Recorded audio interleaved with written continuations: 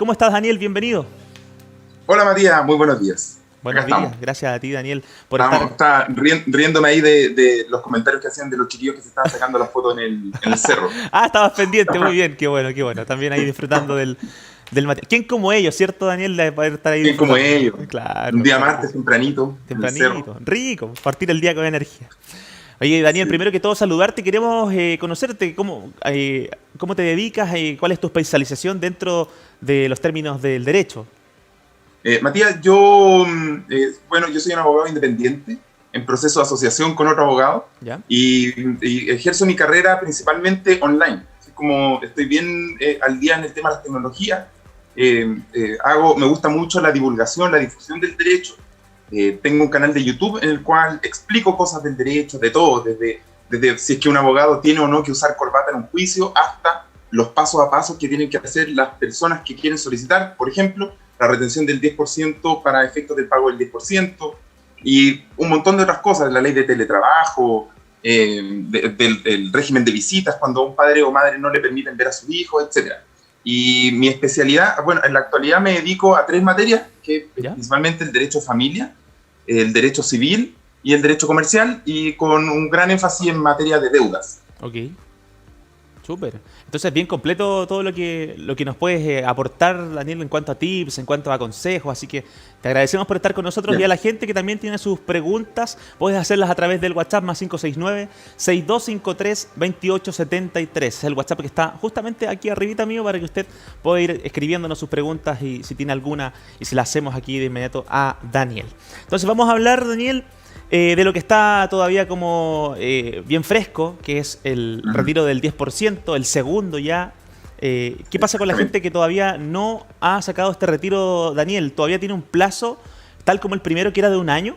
Sí, mira, el enfoque que quiero darle, Matías, a esto, es en relación a la retención del 10%, y efectivamente el plazo es de un año. Claro. Y las personas a las cuales se les debe la pensión de alimentos todavía están, algunos pueden todavía tener la oportunidad de poder hacer esta solicitud. ¿Ya? Y acá tenemos que distinguir, porque en un primer momento, en el mes de agosto, cuando salió la primera ley con la posibilidad del retiro del 10%, solo se podía retener el retiro del 10% para efecto del pago de la pensión de alimentos si es que el padre o madre deudor de alimentos hacía la solicitud. Es decir, si la persona solicitaba el retiro, solo en ese caso se podía solicitar la retención para efectos del pago de la pensión de alimentos. Pero ¿qué ocurrió en diciembre? El 10 de diciembre salió una nueva ley en la cual se permite hacer esta solicitud independiente de si es que la persona deudora de alimentos solicita o no solicita el retiro. Lo que nosotros conocemos en el mundo del derecho como la subrogación. Es decir, ocupar el lugar de la otra persona, ocupar su nombre y retirar en su nombre el 10% para pagarse la pensión de alimentos. Y la gracia de esto es que da lo mismo si es que solicitó o no solicitó el retiro. Pero si es que la persona ya hizo el retiro del primer 10% y el segundo retiro del 10%, entonces lamentablemente en ese caso no se va a poder retener nada, porque ya hizo el retiro. O sea, si es que uno llega atrasado, no tiene la posibilidad. ¿Ya? ¿Te refieres a llegar atrasado a la persona que tiene el cuidado del hijo, cierto?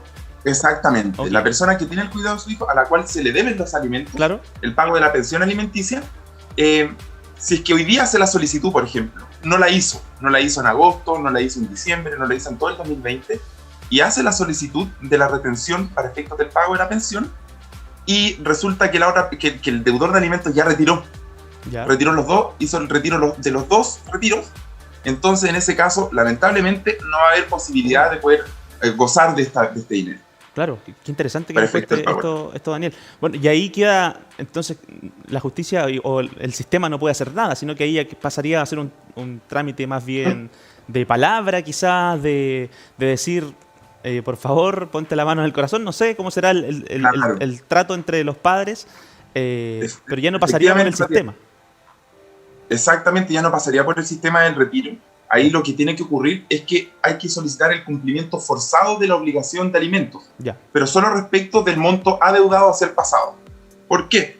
Porque las personas, acá hay mucha desinformación, tanto para los padres deudores, padres o madres deudores, o también para las personas que tienen el cuidado de los hijos. Ujú. ¿Por qué? Porque resulta que hay una serie de reajustes que se tienen que hacer anualmente o semestralmente. Por ejemplo, Matías, si hoy día una persona en una demanda, la sentencia decreta que se le obliga al pago de una pensión de alimentos correspondiente a 150.000 pesos, reajustables semestralmente al índice del precio del consumidor, al IPC, entonces esos 100.000 pesos del próximo año ya no son 100.000, sino que va a tener una leve variación. Claro. Y la persona, por desconocimiento, sigue pagando 100.000 durante 5 años. Entonces, cuando se liquida la deuda, cuando se sale el monto total que se debe de pensión de alimentos, la persona dice, oye, yo siempre he pagado los 100.000. Bueno, pero esa persona no sabía que se tenía que reajustar y semestralmente o anualmente tenía que pagar más. Claro. Entonces eso va dejando una colita. Y solo respecto de esa deuda que no se ha pagado, de esa cola, respecto de eso yo puedo solicitar el cumplimiento forzado. Y hay distintas alternativas para el cumplimiento. Puede ser, por ejemplo, una medida para forzar a un padre o madre deudor de alimentos es reteniendo la licencia de conducir. Claro. Es imponiendo una orden de arraigo. O sea que si quiere salir del país de vacaciones, va a llegar a la aduana y por ese internacional le decir, no señor, usted no puede salir del país porque tiene una orden de arraigo. Claro. Y en el peor de los casos, cuando las deudas son muy altas, se puede imponer incluso la posibilidad de arresto. Claro. Ahora, de las solicitudes, en Chile existe una enorme cantidad de solicitudes de arresto, pero actualmente solamente 300 personas cumplen la prisión. Es decir, es muy poco en comparación a la totalidad de personas que no pagan sus deudas alimenticias. Claro. Bueno, es importante entonces estar informados, Daniel. Muchas veces no nos informamos o hay poca cultura de educación en cuanto a estos temas. Entonces, por eso es bueno conversarlos, para que se sepa y Claro la gente esté informada respecto a temas importantes que muchas veces no sabemos. Quiero preguntarte, Daniel, me hacían una pregunta justamente a través de redes sociales. ¿Qué pasa con una persona, Daniel, que sí pagaba esta pensión de alimentos, pero no a la cuenta que correspondía? Es decir, no a la cuenta del niño. Igual le sale la deuda y esta otra persona que tenía el cuidado de su hija o hijo va a demandarla porque, no sé cómo decirlo, por un tema de mala comunicación, de venganza. Claro. ¿Se puede también hacer eso? ¿El padre puede apelar, puede demostrar que yo sí pagué pero a otra cuenta? O sea, ¿cómo me van a quitar ahora el 10%? Sí, muy, muy buena pregunta, Matías. Efectivamente, muchas personas cometen el grave error de pagar en una cuenta o pagar por mano cuando la sentencia indica el modo en que se tiene que dar pago para el cumplimiento de esta obligación de la pensión de alimentos. Claro.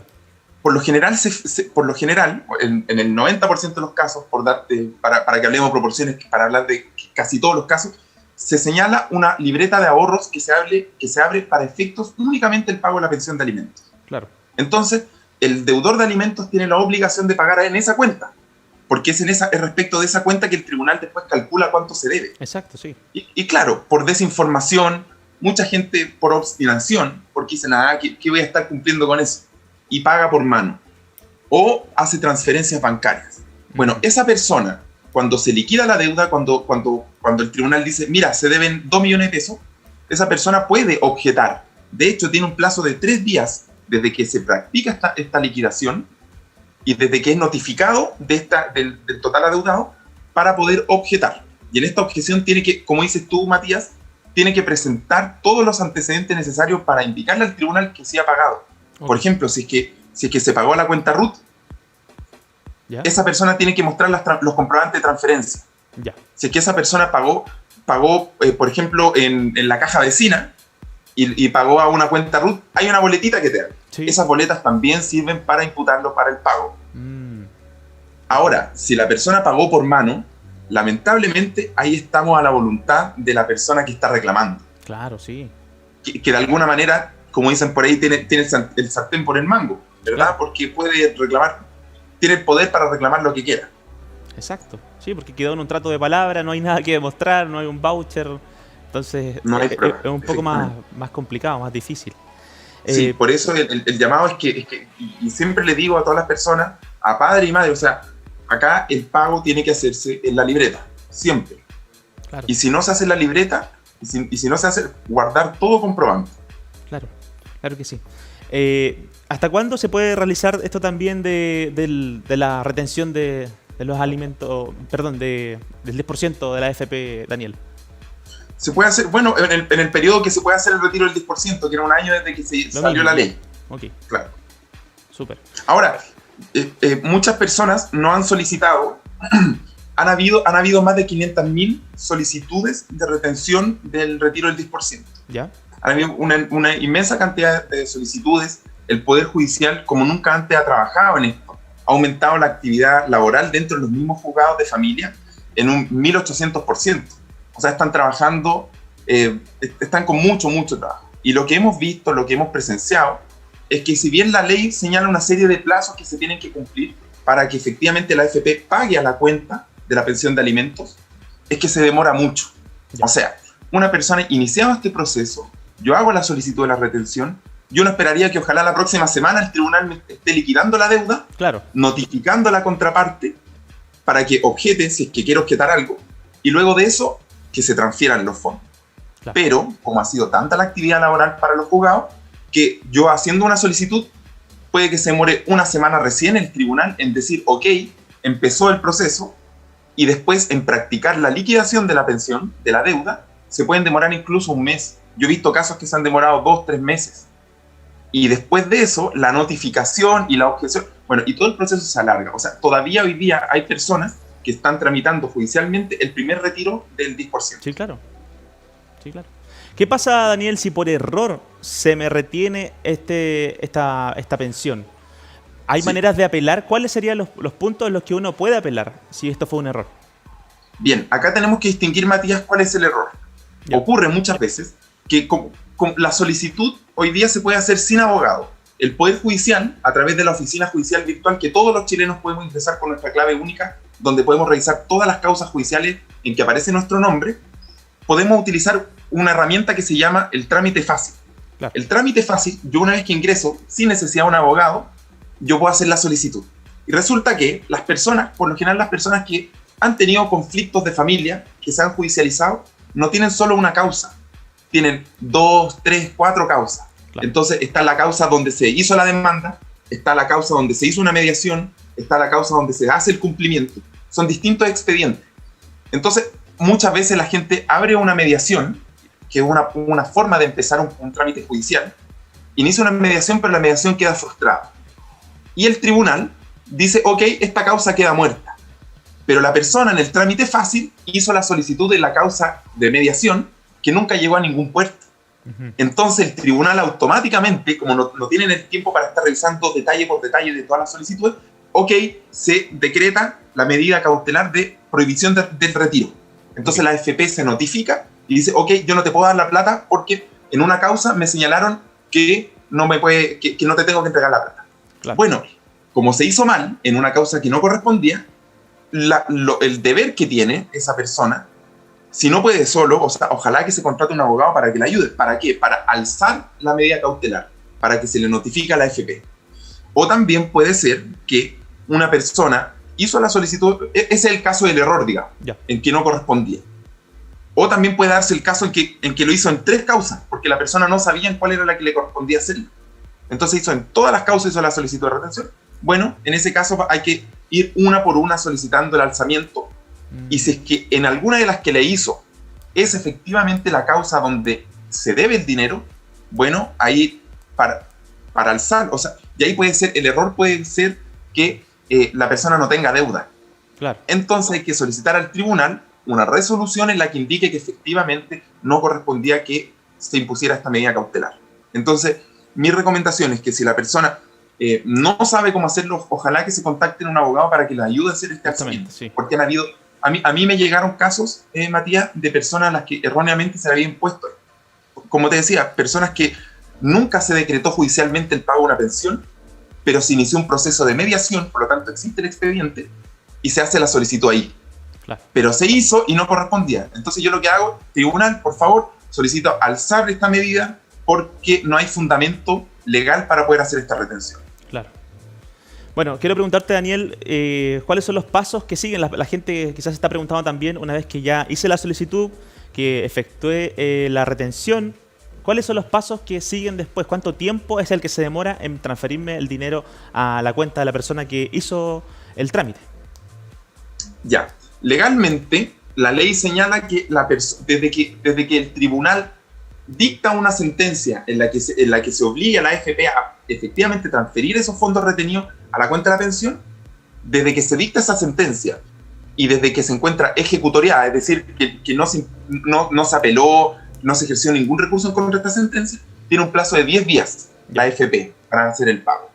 Pero como te digo, Matías, lamentablemente el tema de los plazos, para llegar a esa instancia de tener la sentencia, tiene que haber pasado mucha agua bajo el puente. Claro. Porque no es rápido, lamentablemente. Claro que sí. Bueno, tenemos abierto nuestro WhatsApp y está en pantalla corriendo para que nos hagan preguntas. Justamente nos llegó una hablando de esto del 10%, ¿no? Justamente de la pensión alimenticia. Dice, hola, soy Jimena y mi inquietud es referente a la cuenta 2 de AFP. Si le pueden preguntar a Daniel, ¿conviene o no conviene? Si nos puedes también informar de eso, Daniel. Mira, yo, Matías, no soy un experto en materia financiera y no me atrevería a dar un consejo relacionado a eso, la verdad. Ok, sí, súper. Está bien. Bien, ¿qué podemos esperar entonces de estos trámites de 10%? Daniel, ¿cuántas personas están en Chile actualmente realizando estas solicitudes? Sí, mira, el Poder Judicial registró más de 500.000 solicitudes, o sea, 500.000 de chilenos hoy día están haciendo esta solicitud. Según las estadísticas que se manejan, 1 de cada 10 personas deudoras de alimentos, o sea, 9 de cada 10 deudores son hombres, son los padres. Claro. Lo que ha demostrado una fría y cruda realidad de lo que es hoy día también Chile, en materia del cumplimiento de ciertas obligaciones. Es cierto que también existen mujeres deudoras, pero en su inmensa mayoría han sido los padres los que no han dado cumplimiento. En materias sociales, en su gran porcentaje son mujeres trabajadoras, digamos, las que están haciendo las que reciben esta pensión de alimentos como una mensualidad.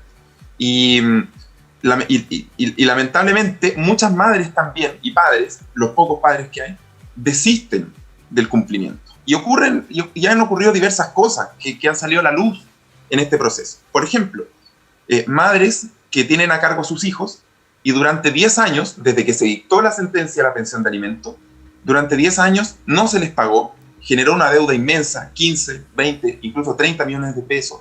Hay casos en que más. Y justo ahora, a propósito del retiro del 10%, hacen la solicitud. Y existe un derecho de defensa que tienen las personas deudoras de alimentos, que es la posibilidad de solicitar la prescripción de la deuda. Eso es otra cosa que hemos visto. Claro. Entonces, como han transcurrido tanto tiempo, yo digo, mira, no se me demandó durante 10 años.